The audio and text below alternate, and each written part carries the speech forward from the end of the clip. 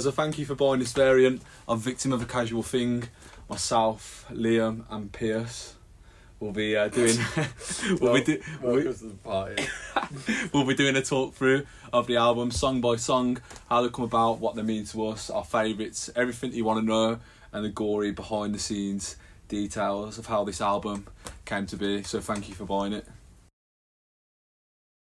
So I think when we got all the tracks together for the album, we were pretty set on the fact that Nothing's As It Seems was going to be the opener. It was the one that fit most, but we couldn't help but feel that it needed something before it, something to set the tone and set the mood of the album for the listener.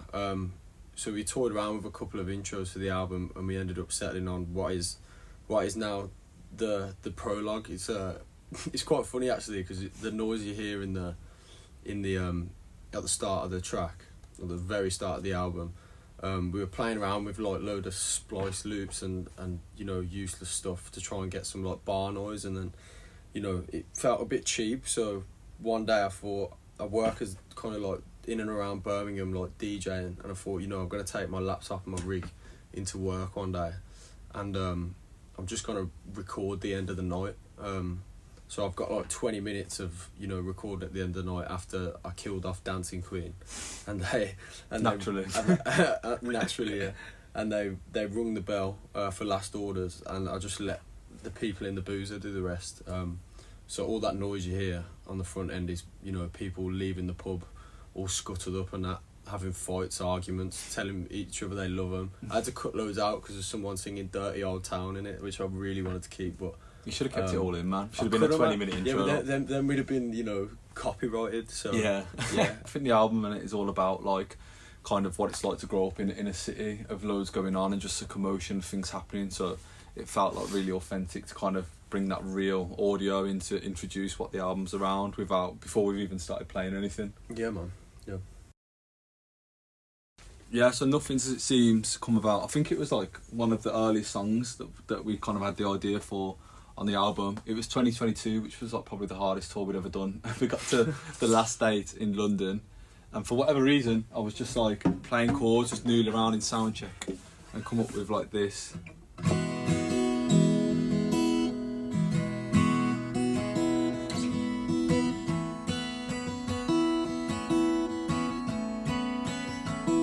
I think I was in my own imaginary world trying to escape the grueling sound checks, and then Pierce said straight away voice noted it. Yeah, you still got that? It happens all the time, doesn't it? You'll just be messing around inadvertently doing something without thinking about it, and in sound check, and then my ears will pick up and go hang on, play it again. I think it's usually I defo have the remember going back into the dressing room after sound check and with a guitar, and I've got the guitar, and the chorus line just comes straight away. Usually comes from me trying to cover something and playing it terribly wrong.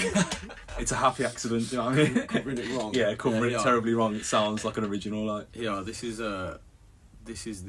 What's the date on it? Yeah, this is the first voice note recording in the dressing room at the Lexington in London of Nothing's As It Seems. It's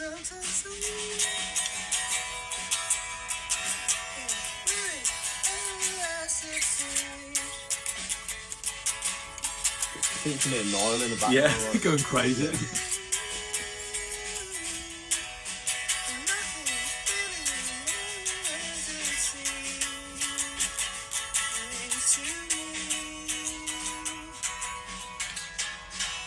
Yeah, that's a bit mad, isn't it? I think despite it being a song that come around really early, it definitely took loads of forms before we got it right, but we originally had that chorus. And to be fair, the song was written twice. We kind of took it home the week after and wrote this song, and then we there was a demo of it, and we sent it to our producer, and it was about it. It was okay. The first demo was okay, but it was it's not really like the original, apart from the chorus. And then we kind of said it needed a bit of open heart surgery, and then it kind of just got shelved for a couple of years. And then when we come around to do the album, he said, you know what, I woke up this morning, I was singing a demo of yours from a couple of years ago, and like it was just in my head. I think you need to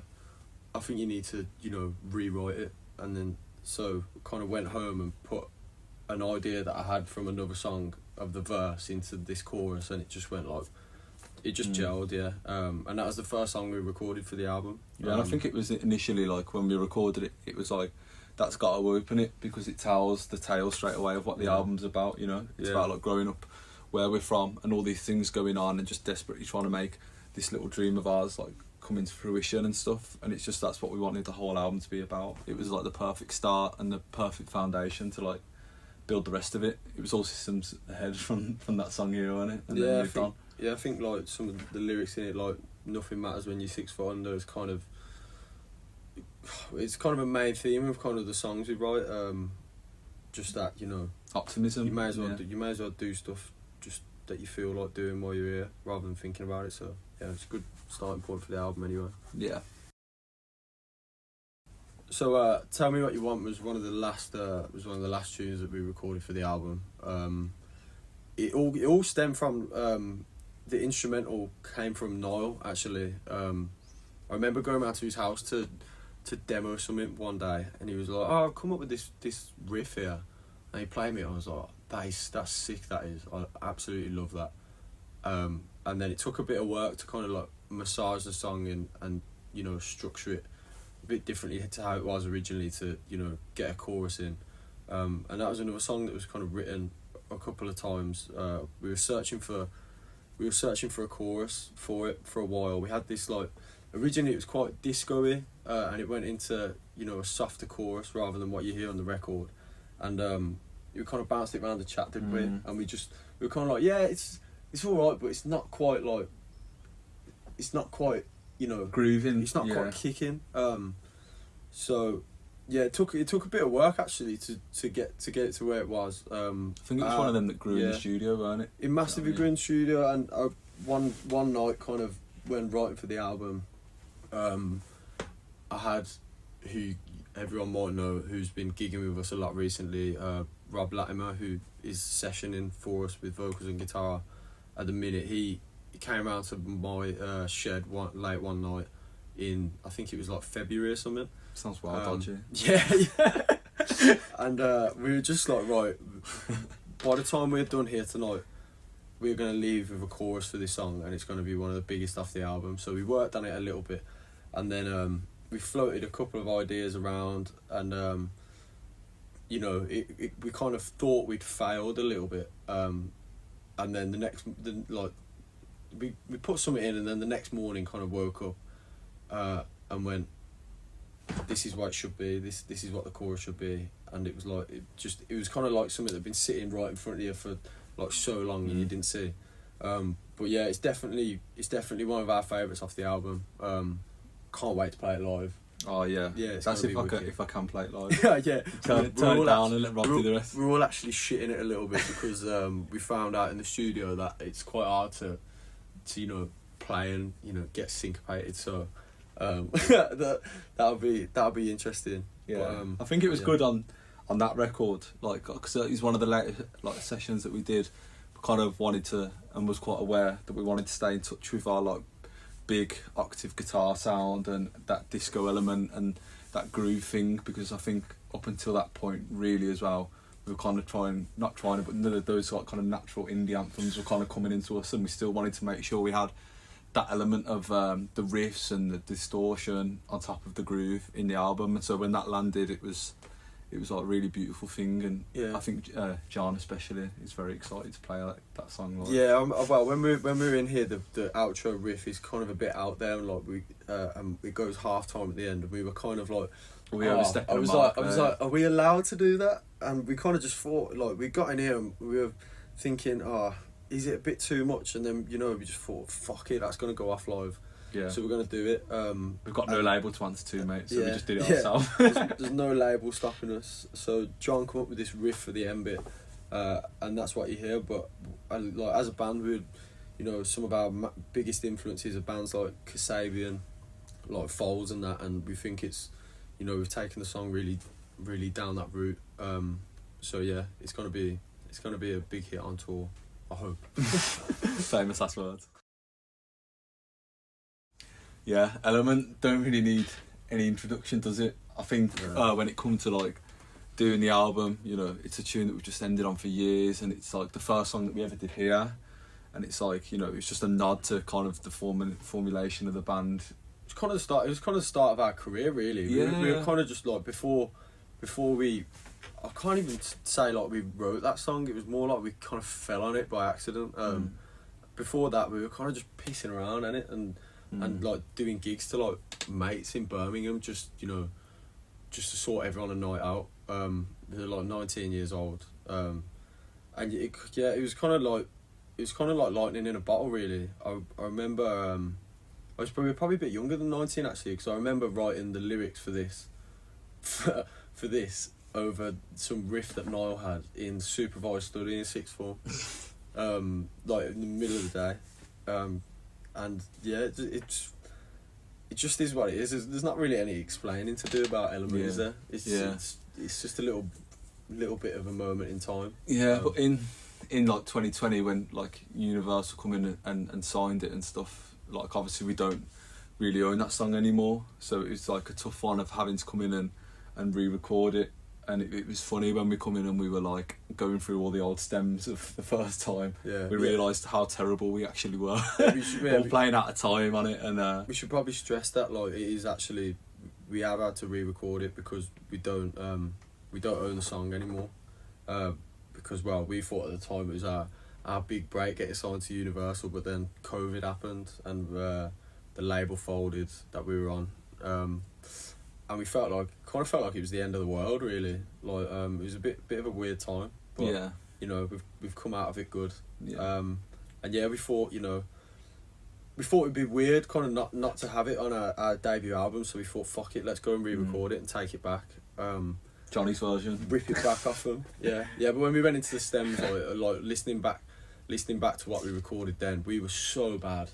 Like we couldn't play guitar as well. We couldn't. The bass some of the tones were are terrible. Yeah. Like fucking vocals. You sound like Mickey Mouse. Yeah, I sound like Mickey Mouse. Like it's crazy, but I guess that's what makes the original special. And I think we did try and keep like the we wanted to keep like the youthful magic of it, and I think like you hear it all the time, don't you? Like artists re-record a song, and the earlier like shitter version always does well because it captured a moment in time. But I think we've done it like really well. We've just made it that slight bit mature, but it's still got all the like swagger and naivety of the original. And yeah, sign off by saying it just deserves to be on the album, and so it is, and we're happy with it. Are we? and also we own it, so that's a one-up, mate. Yeah. This tune, White Lifelines, it's kind of a song that like this album really needed. I think it's like, it's not a single off the album, but it's definitely one of my favourites anyway. It kind of came at a point when you know the album started to be written properly around the back end of 2024 and early 25. Everything that I was writing was kind of a bit like nice, like in the anthemic, you know. I think we were following on from the bottom end, following on from things, yeah. Because Fever Dream come out in late 24. And like we just kind of, it scratched an itch in our brain a little bit, and we were just kind of like writing a bit like that. But I think we were both, all of us were still conscious. It kind of came at like a point where I was sitting down with all the songs that we had and thinking like, there's enough. We need something a bit nastier in here. Like we still are that band kind of at heart that want to make people lose their heads at gigs and stuff. So this came from a demo that Niall had recorded. It was essentially like all the sections were in there but in different order. I think that was back in like 2022 or something, and I always meant to kind of, you know, finish a song with him, but I never got round to doing it because of like the last EP, and it went in a more kind of indie anthemic route, and then kind of at the start of this year it just gelled so easily. It was one of the easiest songs kind of written on the album because it's got a lot of our DNA within it. It takes a lot of inspiration from albums that we grew up with, like the early Arctics albums and Kasabian albums. And and lyrically, kind of, it's about, you know, it's a little bit of a social commentary about kind of how people, you know, get by day to day and beat the demons by doing naughty things. Doing very naughty things. Doing naughty things, but yeah, this is another one. Like, I mean, can't wait to play it on tour, and it's gonna be good. And you know, I'm actually quite happy that no one's gonna hear it until the album comes out. Yeah, it's got like that big bass sound and those big riffs, and it's like hard hitting drums, and it's just basically like a big like, fuck yeah, and it's just loads of energy, and we just like, you know what I mean? I think you're right. Like, we definitely wanted that element of what we do on the album. I think at times as well, like, we were a bit puzzled with the album. Not puzzled, but kind of going, what kind of band are we? Are we a band that sees riffs and this chaos, or are we a band that sees indie anthemic songs, or are we this band that make ballads? Or, do you know what I mean? And it was like, we just thought, like, you know, these are all, I think they all sound like Claw songs, and we want to capture every element of what inspires us, makes us, and, you know, it's took us a little bit of time to get to do this album, and it's just kind of wanting to tap into all the things, like a big nod to all the influences along the way, really. And this is one of the ones of the early ones when we were like 17, going mad at Kasabian gigs, you know what I mean? and all that stuff. So yeah, I'm really happy that's on there, and it's going to be Boss One live, isn't it? This song's like a weird one, isn't it? This is definitely one of the ones that like follows on from that style that we were going in, following off from Fever Dream, of just wanting to capture that, like, you know, those bands we were following in like 2017, Cirque Waves, Catfish and all that. I remember Pierce had the idea for ages, and it was kind of halfway through the album, I think, one of the halfway sessions, and we had like 3 or 4 songs that we were like, what should we go in and do, like the week before. I remember you thinking it weren't strong enough at the time, and we were all like, I don't know what you're on about, that's like one of our favourite choruses on the album. It wasn't the chorus for a while though. Like, you had the verses. I've come up with it at the, like, in and around summer last year, like the riff and the verse, and then it got I got all the way up to the chorus, and then the chorus just went somewhere different, and it was just like, yeah, is it right? Yeah, and then at the start of this year it was like, well, the verse is good. I think you said, like, I sent it back into the chat. I went a couple of demos and was like, are any of these promising? And you were like, I love a verse on this. And then one night, just down in the shed, like, I think the chorus just came to me. Funnily enough, I was listening to a lot of like girly pop around that time, when we were doing like independent venue week in like the start of January. So I feel like I've probably got like Sabrina Carpenter and Chapel Roan to thank for the way. I'm sure they'll see this and appreciate it. Yeah, the chorus fell in my lap. But I like to think there's a lot of stereophonics in there as well. There's a lot of Catfish as well, man. I mean, a lot of like it's those big choruses and stuff. And I think, I'd say it was like the middle of coming to do the album, weren't it? Yeah. And we were basically doing like a tour, coming to do 2 songs. And by this point, I think we were like tired. I think we were in our own heads a bit at this point. We were in our own heads thinking like, I don't know any, you know, and you just second guess yourself into oblivion and stuff. Yeah, and I didn't think it was good enough at the start, and kind of, it was only after we recorded it here that I was kind of like, okay, yeah, it suddenly made sense, didn't it? Like, very, very quickly. And I think that's one of the best produced tracks on the record as well, Alicia. I think we got like down to the synths and everything, really got it right. But there's a couple of little funny, you know, bits in the lyrics and that. Obviously, it's about like, you know, not being able to get over your first love, and little anecdotes about, you know, sharing a kiss beyond the Weatherspoons in Leeds. I won't tell you which one, but yeah. And then I was trying to write the second verse. I was missing the line for like the start of the second verse. I needed to fill my head with something, and I couldn't quite, nothing quite fit. And then me and Liam run a club night in Dead Wax in Birmingham, and I was DJing at that one night, and someone mistook me for someone working behind the bar, and this lad asked me, he went, "Oh, can I get a JDC, mate?" And I kind of looked at him like, a what? He went, "A JDC." I was like, "What's that?" He was like, "Jack Daniels on coke," and I thought, you prat. and then ended up actually putting it into the song because I thought it was funny, like. But if you see this, you're not entitled to any rights whatsoever. Yeah, if you're wondering what that is, that's what it is. Because we didn't even know. Like Alicia's, as we're recording this, Alicia's out today, and we were like sorting all the content for it this week. And Luke, you went like, you know, what is a JDC? No, he said, what's a JCB? Yeah. Yeah, we were Googling it. Something about diggers and that. Yeah. Yeah, we were Googling it, and it was like stuff to do with a job and that. So we were like, definitely can't be that, it's Pierce. But yeah, that's that song. I think it's one of them as well. We were like, as soon as we got in the practice room, started like recording, playing that, we were like just so excited about it and just could not wait. So I think we rehearsed it for the first time before Neighbourhood.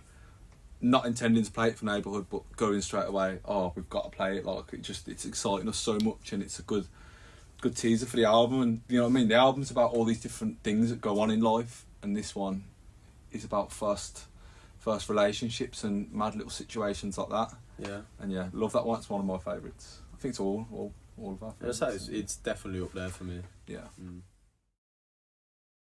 This is definitely one of my like favourite songs on there. It's definitely a more sensitive, vulnerable side to us, and I think it's like a different musically. It's like a different time signature. I think like kind of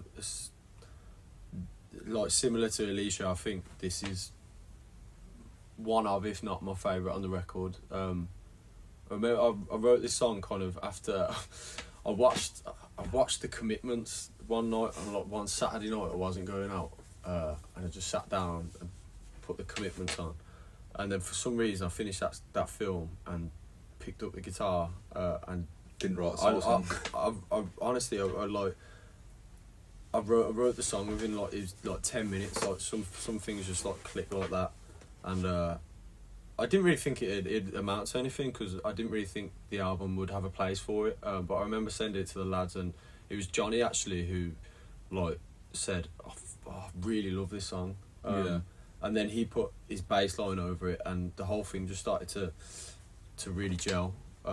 It's probably the most heartfelt song on it, which I've kind of like lyrically I haven't really you know tended to like open myself up a bit. I don't know whether it's like embarrassment or feeling like, you know, you're not really allowed to sing about love when being in our band. Like it's normally about, you know, going out and having a party and a good time and stuff. But yeah, I'd say it's probably one of my favourites on the song. But I think that's just maybe coming from me. I don't know about you. Yeah, no, I really like it. I remember not at first.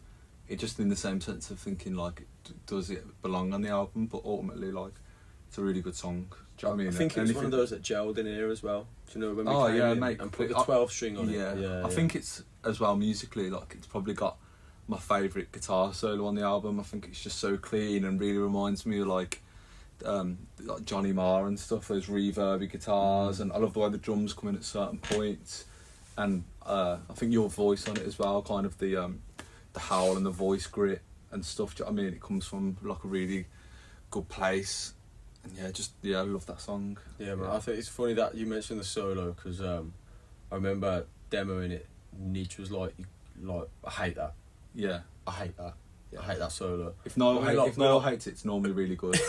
we're like, what are you on about, man? He's like, it sounds like some 1500s like bard playing a song in the local inn. I was like, you're so miles the local tavern. I was like, you're so miles off it, man. But yeah, I think there's a lot of Smiths in the song actually.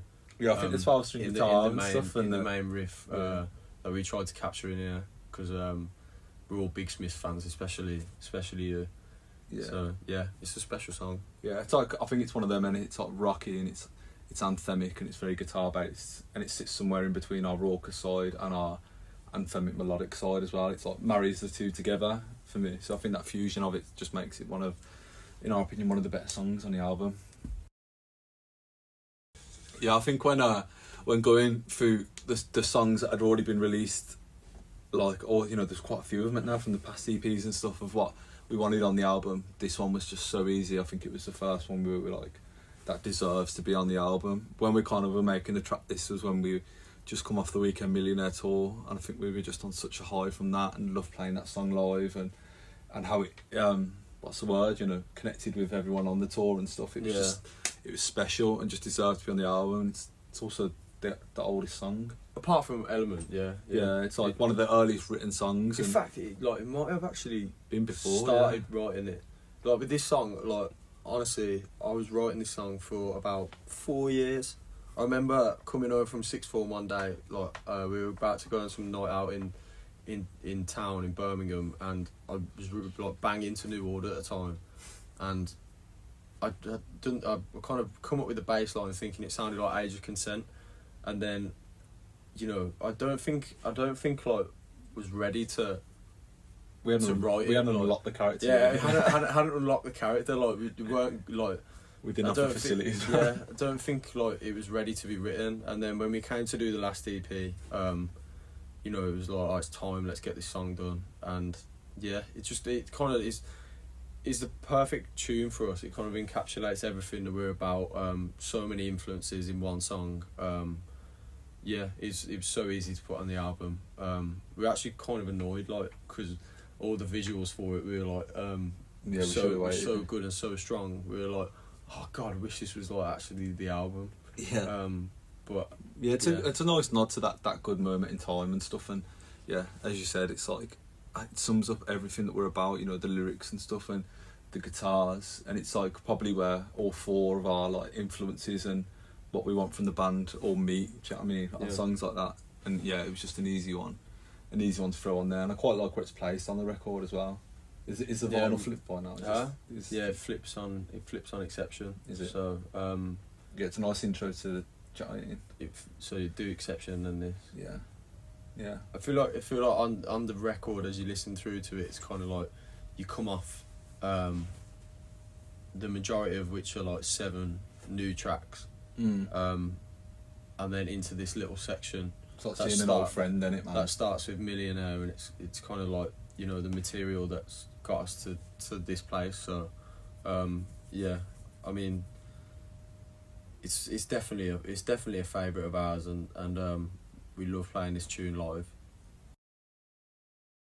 I Don't Care was a song that came about, I think it was around the start of 2023, 2022. I remember like just getting bang into Foal's new album, Life Is Yours, that had just come out, and it inspired me a lot. So I went away and kind of wrote this tune, and it was it's funny because I wrote it and then sent the demo into the chat, and then you hated it. I had no time for it. Yeah, I had no time for it. Really didn't like it. And then Johnny didn't like it either. But me and Niall quite into it. And then I remember having the hump, like, because it was like, right, if you don't like this, then I may as well just give up. I think that's exactly what you said. Yeah, I was like, I may as well just give up then, like, because like this is one of the better songs that I wrote recently. Got a tip, like, do it then. Yeah, you do it then, give up then, see what happens. Yeah, I think it was thingy, weren't it? Like, it was when we were writing for our first EP, and I think we knew we wanted our first EP to be good. And I think like pressures were high, like all round, to just make it a good EP and stuff. But yeah, I think when it come out, I've changed my mind behind the scenes. Yeah. Never voiced it. Just yeah, you can't admit defeat. Yeah, I just admitted defeat silently. Yeah, just really got loving it, and it took off, that song. You know, it done really well. It still does really well. It's still in our live sets and stuff. And yeah, I love. You know, one thing I loved about it originally was the you know, the lyrical content and stuff. It's very like, you know, this is happening, it's playful, but I'm going to do my thing. Yeah, it's playful, and it kind of matched when putting it with deciding what to put on the album. It matched like the ethos of the album, what the album's about, and and again, I think we wanted more of those disco elements and it's a bit of a party riff tune, elements on the album, and it was like, it just made so much sense for it to be on the record. I think I actually lyrically, you mention it. I think I wrote most of the lyrics after I had a little bit of a Barney with my mum. You know, when you get to that stage, like, obviously living at home and they're like, oh, you're good for nothing, like, you waste of space, get like, a fucking job. Yeah, get a job, move out, like. And then I was kind of like, I was into the shed, it was like, oh, fuck you then, like, and then wrote that song. That's why in the pre-chorus it's like, my Marge says, which is kind of like... Is that the lyric? In my Marge, yeah. Is it? Yeah, do you not know the words? I've never even thought about it. Wow. Yeah, it's my Marge says, it's time to get a life, find a the job, lyrics? find a job and get better friends. They kind of I was kind of having a go at my mum in the song, so Yeah. I think everyone can relate to that. Told her, mate. Yeah, told her. I'm still there, still jobless, Still in the shed. yeah. So maybe she's winning the battle on that. This is not even probably one of my favourite songs in the album. It's probably one of my favourite songs of all time. Really? I love this song, That's man. so nice. I love this song. Thank you. I love this song from day one. Do you know what I mean? I love it. And I think, do you remember, we recorded this song when you just lost your voice. And I think you can so hear it on the record, like the vulnerability of where we were. I think we were absolutely exhausted, mega skint.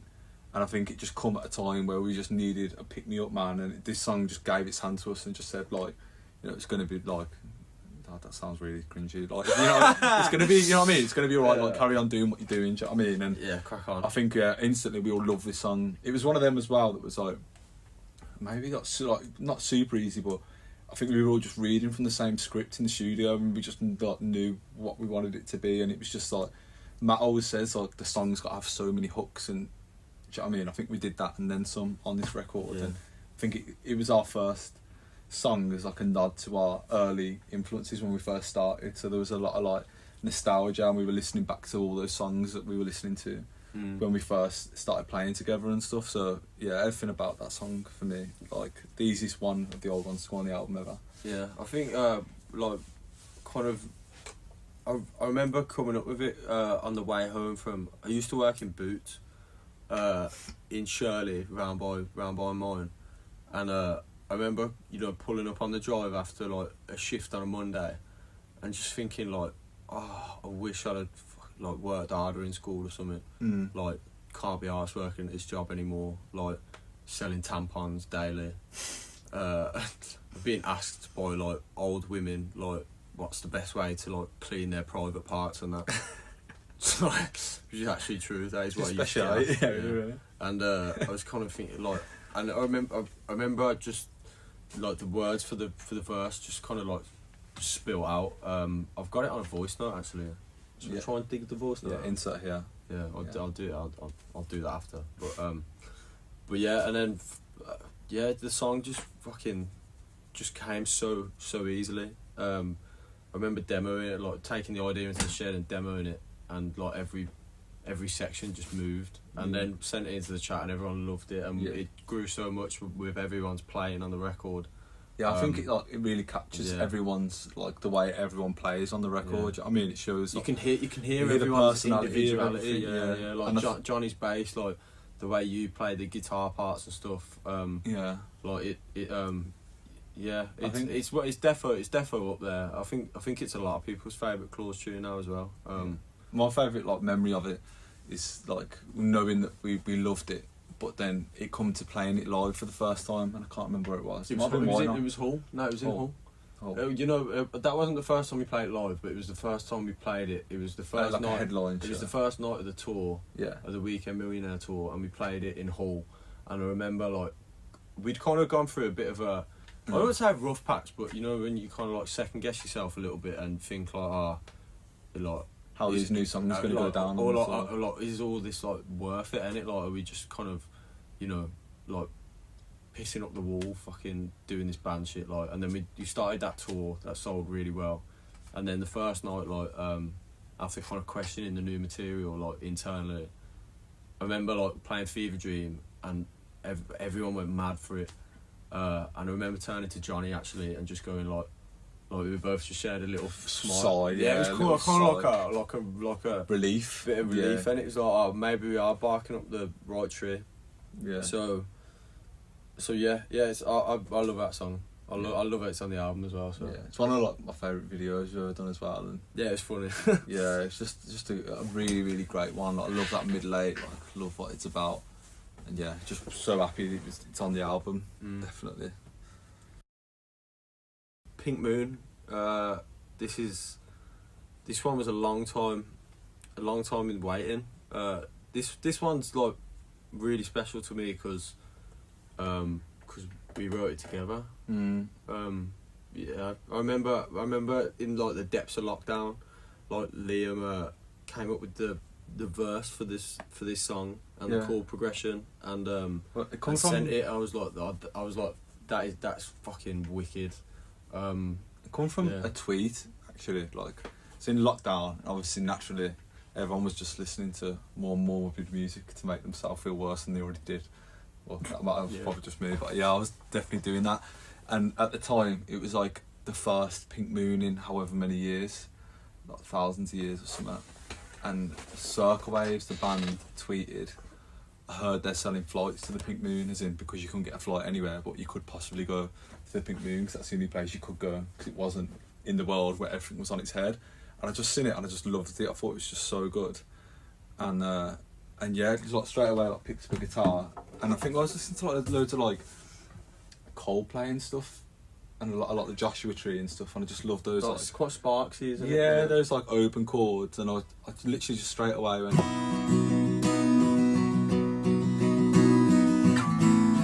She sounds like Yellow, the first chord. Yeah, yeah.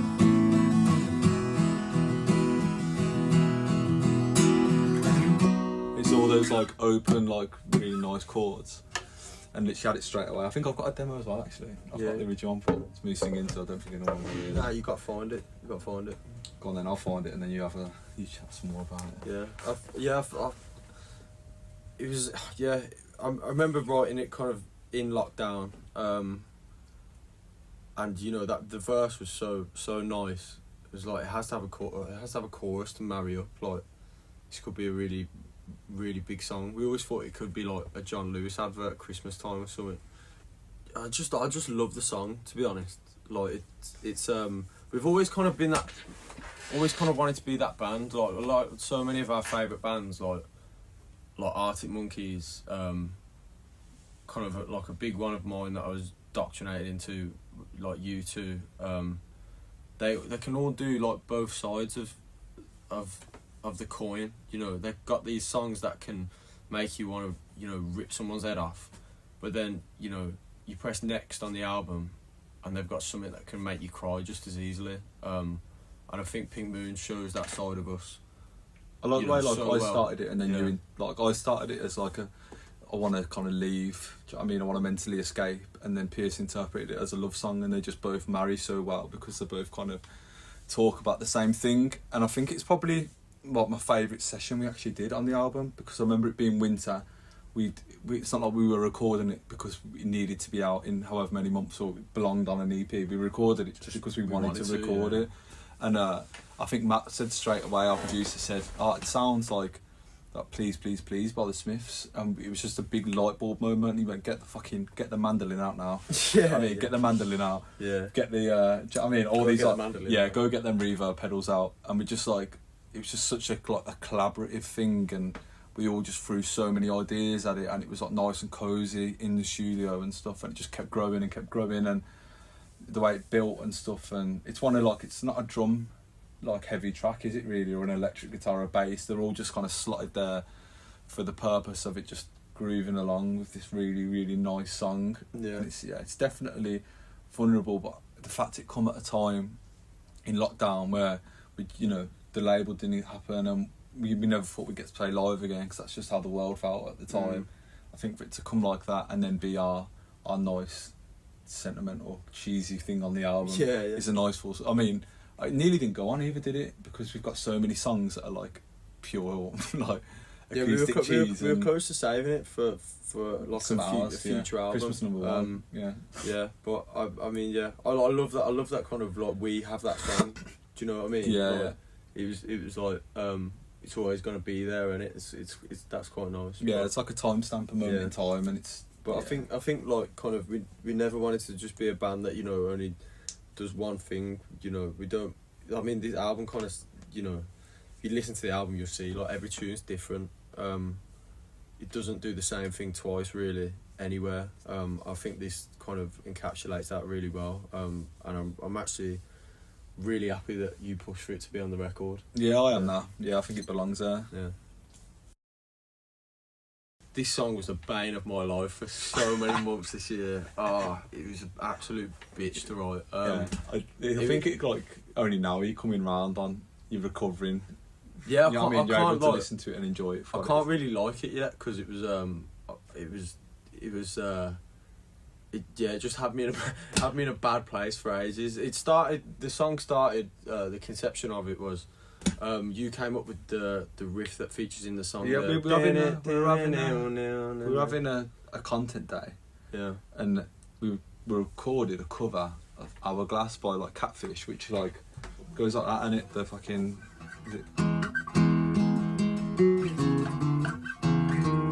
Is it? It's not it, but yeah. And like I was just obsessed with those like open note things again, and then was just mucking around and was going like.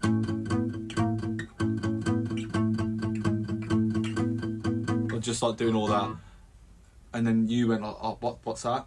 Do you know what I mean? I think we knew the last song. We were in the shed. We were in the shed one day, and like we were kind of you were on the guitar. Shed. Yeah. You were on the guitar, and I was on the piano, and we played around with it for about 2 or 3 minutes, and then instantly like I think said to each other, "This is gonna close the album." That was probably like last year in summer of 24. Yeah, it was one of the last songs for the actual album itself. I remember kind of demoing it, like you and Nidge went away and did a demo, and then like I did a demo, and didn't know you'd done a demo. Yeah, we. And then we both, and then I sent the demo, and then you went, "We've already done a demo," and we literally wrote the exact same song off one riff, so it was kind of like the whole thing was meant to be, and then we both had interpreted it exactly the same way. I think. It's like it was musically that was always where it was going to go, and then it got to a stage when at the start of this year, writing it properly, it was like, right, for a closer, like we should just make it, let's not think it has to be like 3 minutes or single length. We're just gonna throw a mad section on it, and then another mad section, and then I sent it into the lads and went, right, we can cut any of this out where it travels like after the second chorus, but do you like bits? And then I think you just said like keep every bit of it and make it 5 minutes long. We've always done that. The amount of times we've come in with a song in here and it's like 4.5 minutes, and Matt's been like, "What the fuck are you doing? How many times have I got to tell you? You want this to be a single? It's got to be 3 minutes 20." So when we had the opportunity to go, this is the last song, we can take it and run with it, we fucking did. And it's about like 6 minutes long.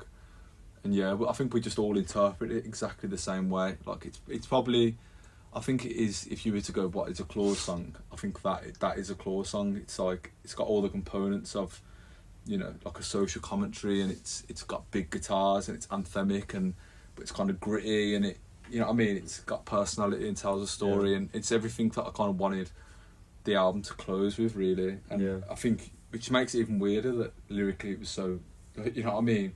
Yeah. So confusing at times. I think like the kind of always wanted, all of our favourite albums, like the big closers on albums and stuff, like I've always kind of said something. So I really wanted like lyrically to say, a lot about where we're from and like the people around us and like where we've grown up, and inject that into the tune. So it's kind of like if you listen to the lyrics, it's talking about like experience of growing from like a boy to a man in Birmingham, and all the little kind of like anecdotes you kind of encounter on the way, and all the different people and how they shape your life, and then I will like it one day. I think it's like one of them as well. Like we've been so busy like doing this band, which has like completely consumed our life for like however many years. Like you see all these things happening, like people changing, like moving on, getting a job, moving abroad, all these things that if you just take no notice. But I think this album was like, we all paused, not this album, this song, we all paused, took ourselves out of the room and just had an inward look at all these things in depth, and like just tried to speak about them, not in a negative way, in a positive way, and just saying, all these things happen, but I suppose for a reason. And I think that's what they want the album to be. It starts with nothing's ever done it. It's going, this is where we live. This is what it is. Yeah. And then the end is kind of like the whole way through tells all these tales, and the end is just to say like, it's happened. You know what I mean? These things happen, and it's all good because it's led us to bring out this album that we're like devastatingly proud of.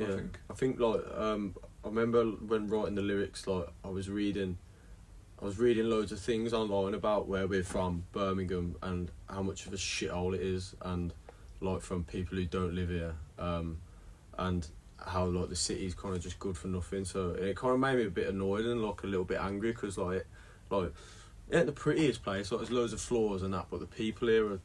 It's got character, There's so much in the people here, and there's so much character around if you like bother to look. And it was kind of like the place we are right now.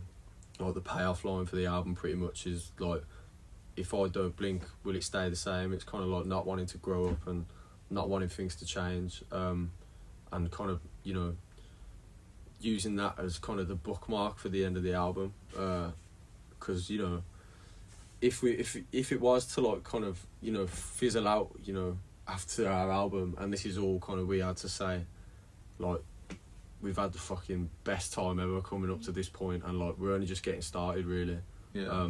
So yeah, it felt fitting to, you know, mirror that in the lyrics of the song. Yeah, I think it was just good that we had to like, yeah, persevere with it and just go like, we know. I think we were stubborn with ourselves. Like, I'm not even gonna look at the music for another closer. This is the fucking closer, and we will get the fucking song. Yeah, that's why it's so hard to write though. We dug really deep. Yeah. It's like it was the last song we recorded. It was like, oh, this is the last hurdle, and then it was a mental block for a while. But I think it's the perfect ender for the album. If I was a kid and that was closing an album that I loved, I think you know, we'd all be proud of it, and it so yeah, I hope everyone kind of loves it as much as we do. At least it put kind of my mind at ease anyway. Just want to say thanks a lot for supporting us and supporting this record, and helping us, you know, getting it closer to what we've been dreaming of since we were 16 and started playing covers in a dingy practice room in Birmingham. So thanks for getting behind it.